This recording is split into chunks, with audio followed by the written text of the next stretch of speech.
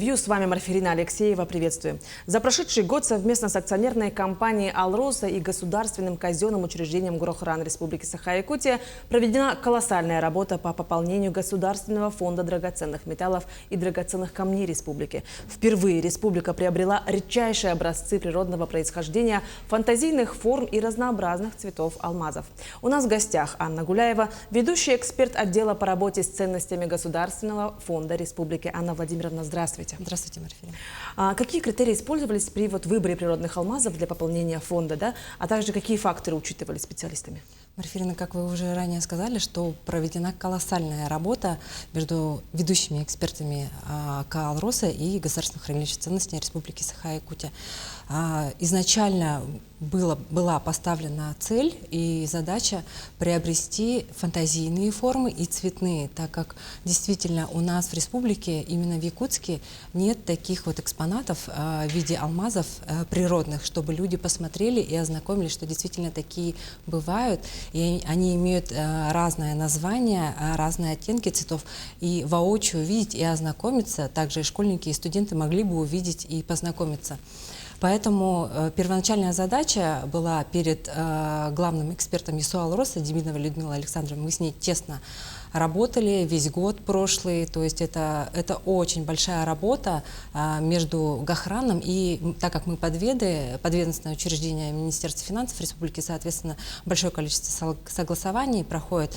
И критерии те, что мы должны пополнить фонд государственный, фонды сокровищницы Республики Саха-Якутия, чтобы экспонировать, для экспонирования и показать людям действительно, что бывают необычные формы алмазов, фантазийные формы, которым присваивают необычные названия.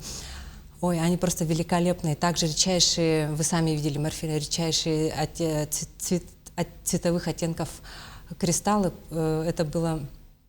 Это была главная задача наша — выполнить и поставить, и приобрести, пополнить Госфонд драгоценных металлов, драгоценных камней Республики Саха-Якутия.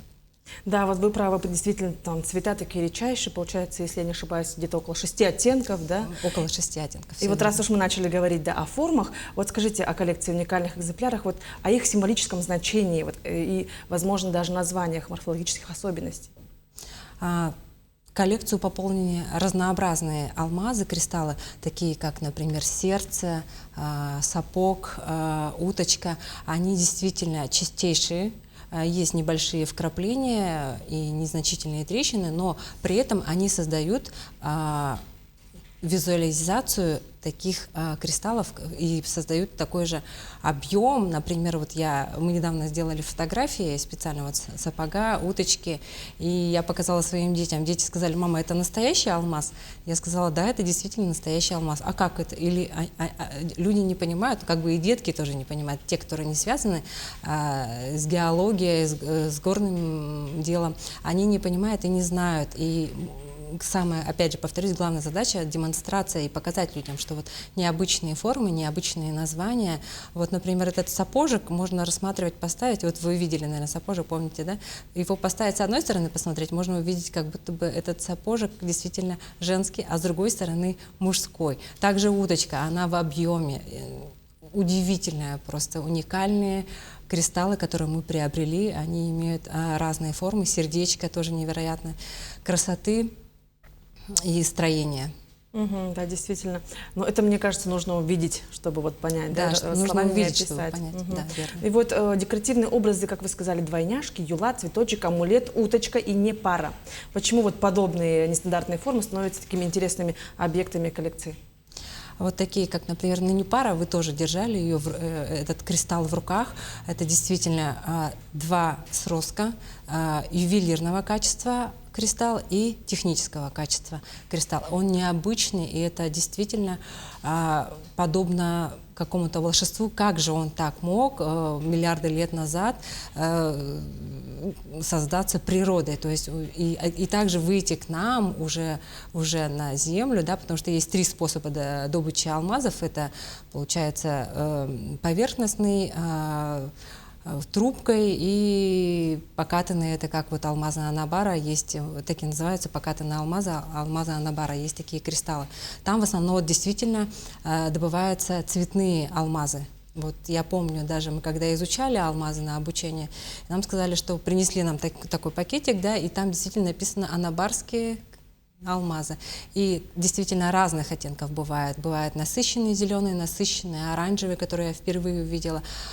Это очень редчайшие оттенки, также розовые есть оттенки. Ну и наша коллекция пополнилась фантастическими цветами. Это фиолетовые, насыщенно фиолетовые кристаллы, желтые, насыщенно желтые, зелено-желтые кристаллы, оранжевато-коричневые. И они все играют в цвете, вы сами видели, и я думаю, я вот когда увидела уже у нас в экспозиции, в витрине, подумала, как хорошо же мы что приобрели, что глава республики подписал такое распоряжение о приобретении фонд Государственного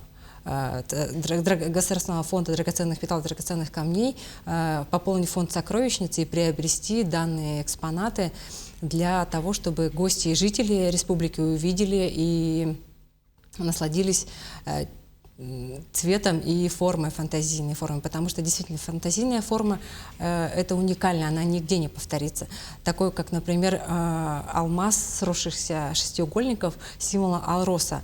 Он на самом деле есть тоже в коллекции ИСУ Алроса, я видела такой у них камень в коллекции, там невероятно у них коллекция именных и фантазийных форм, но вот логотип именно Алроса иногда бывает, что повторяется, но не в один, но похож.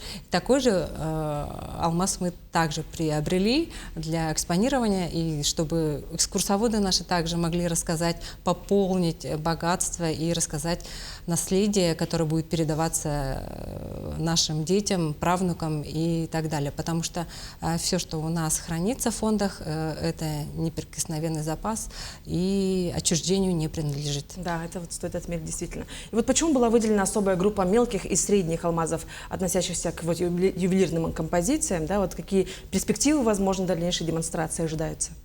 Перспективы демонстрации 100% ожидаются, потому что мы уже начали съемки, планируем макросъемки, показать видеоконтент на наших экранах, которые стоят у нас в выставочных залах сокровищниц.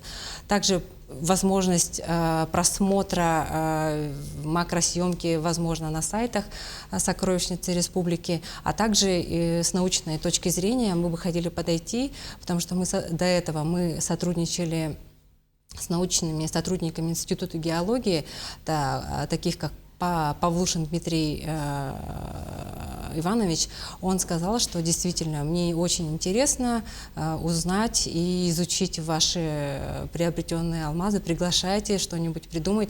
Придумаем, возможно, в виде лекции. Это можно тоже продемонстрировать для студентов Института геологии.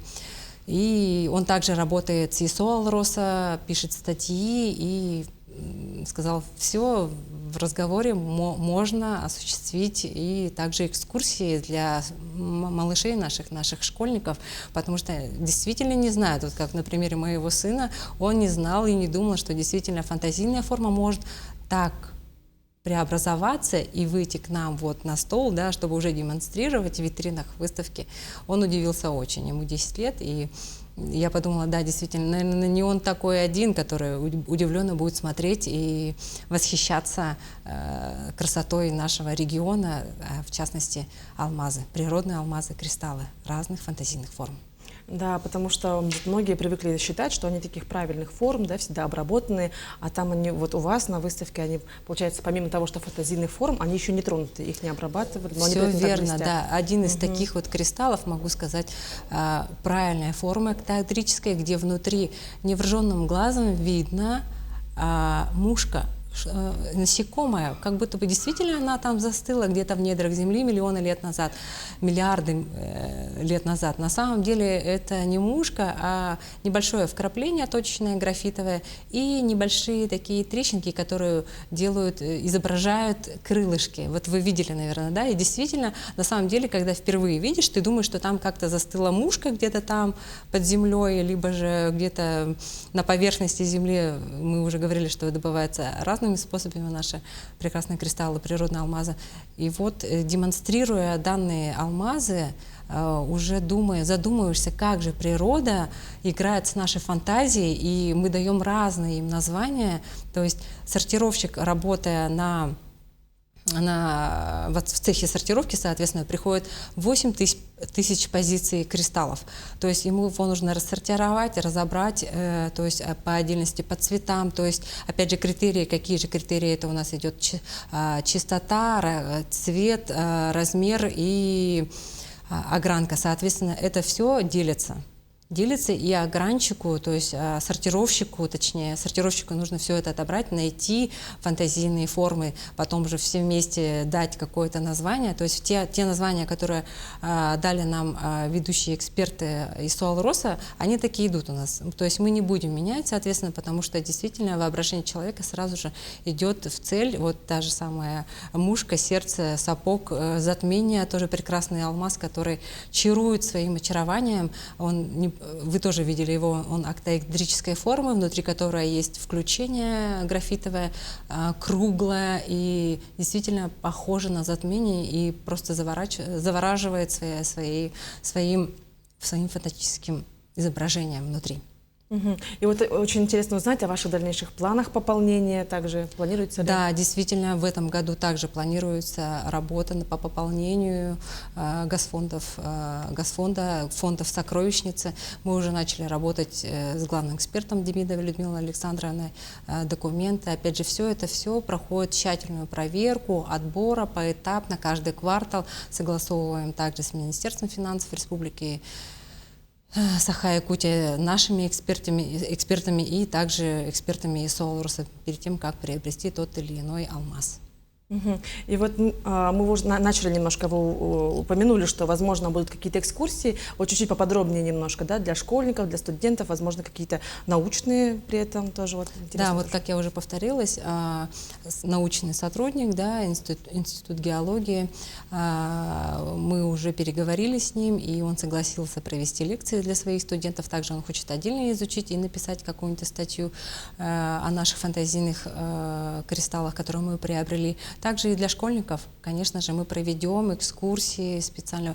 Для этого будем делать оповещения в СМИ, что проводится, что открылась экспозиция в сокровищнице Якутии, где приглашаем не только малышей, но и старших школьников, которые, возможно, определяются со своей будущей профессией и посвятят горному делу, геологии и разведочному делу.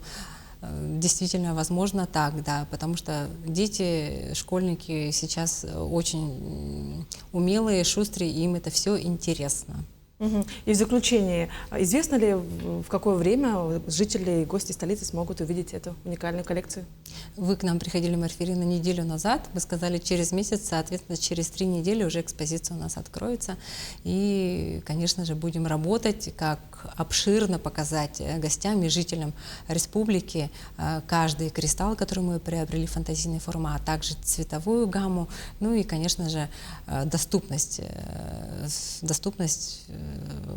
посещения выставки в сокровищнице Якутии. Ну что ж, Анна Владимировна, спасибо, что вы уделили время и ответили на наши вопросы. Спасибо вам. Это была программа «Актуальное интервью». До встречи в эфире.